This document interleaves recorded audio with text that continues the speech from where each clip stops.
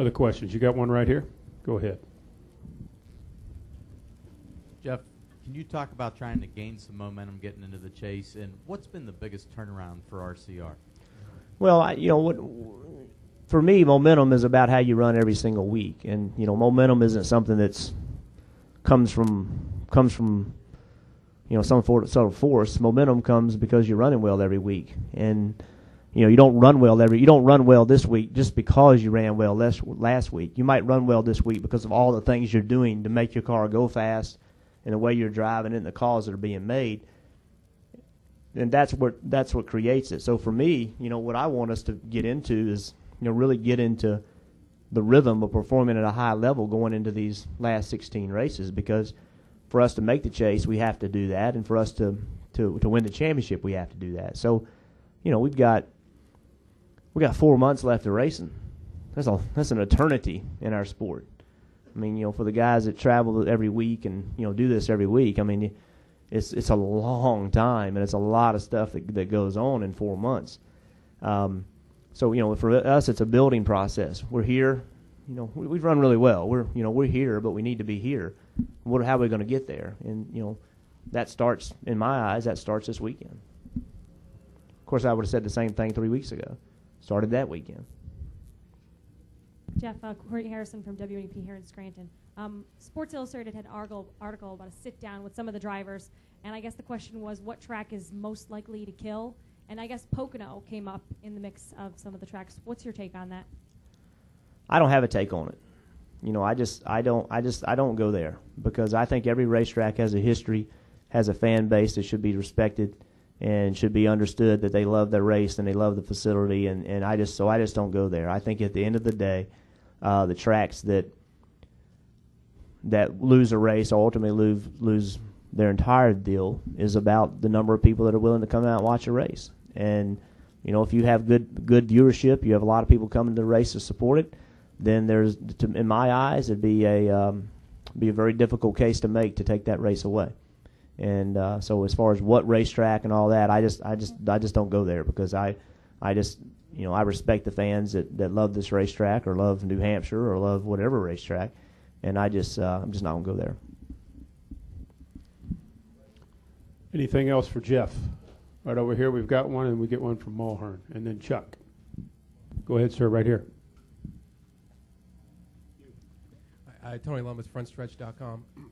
Jeff, you had mentioned before that there are plenty of productive ways to bring up an issue with NASCAR, and you've certainly been one of those drivers who have been, more than most, taking advantage of those ways. Throughout all the years, how do you think the response from NASCAR has been to some of the issues that you have raised?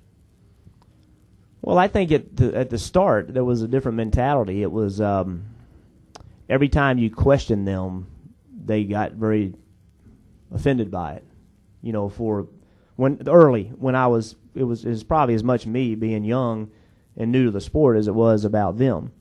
As I grew in the sport, I started to have, my opinion was more respected, and I went from kind of like, yeah, we'll talk to you, but really don't want to hear it, to anytime you want to call to, at times them calling me, and even today, the willingness of NASCAR to get a group of people together and have a conversation about something is bigger than it's ever been. The things they're doing today with the town hall meetings and all, even that didn't happen. I mean, that stuff just never happened. So I think the new generation of NASCAR is much more open to listening to ideas. And I had a conversation with Robin Pemberton last week. And I said things to him that were very frank and very to the point. And I walked off and I thought, man, I wouldn't have been able to do that 15 years ago in that way. And but I felt perfectly comfortable doing it because I felt perfectly comfortable with him and his willingness to listen to me and his willingness to share his opinion with me and disagree with me, and or agree with me. So I think it's changed a lot. They're very open right now, very receptive to ideas and your opinion. They're not going to agree with everything, nor should they, but they're very receptive. Okay, who had the next question? Right here, Mulhern, please.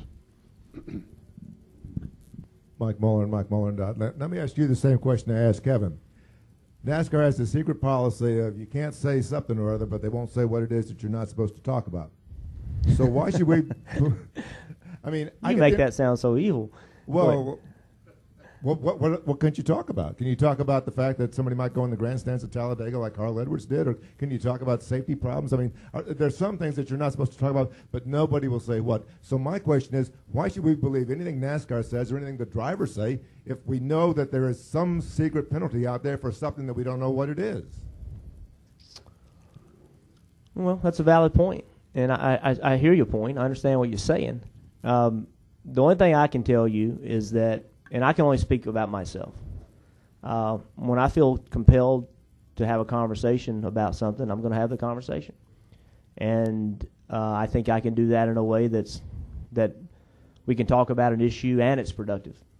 I'm not in fear of being penalized for what I say, because I think I can say it in a way that will be understood, and I think I can say it in a way that could create a productive conversation. Not every idea that's good for the sport comes from within this sport. And bringing an issue to conversation many times brings a resolution, brings a better answer. The competitors in NASCAR don't always have the best answer. Sometimes the best answer comes from y'all. Sometimes the best answer comes from the fans. Sometimes the best answer comes from a sponsor, you know. And I think having the ability to have a conversation and talk about an issue, that's a good thing. But the way you do it determines if it's productive or destructive. So, you know, if you feel like you got to talk about something, there's a reason for that. Some of it's just emotion. Sometimes we all say things we kind of wish we hadn't said. But a lot of times, even though in that situation you're trying to express yourself for a reason. So don't hide it, don't ignore it, but do it in a way that can be productive. Do it in a way that you think can move the sport in a positive direction. And if you do that, I think there's almost nothing you can talk about.